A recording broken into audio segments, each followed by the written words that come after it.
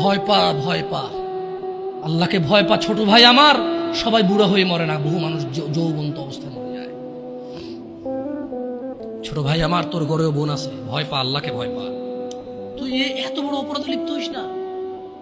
তুই মেয়েদের হাঁটু পর্যন্ত কাপড় তুলিস না, খবরদার, খবরদার, তুই এটা করিস না। মানুষ তো বেশি নাই, তারপর আলহামদুলিল্লাহ সবাইকে কবুল করুন, যেহেতু ঘরোয়া পরিবেশে।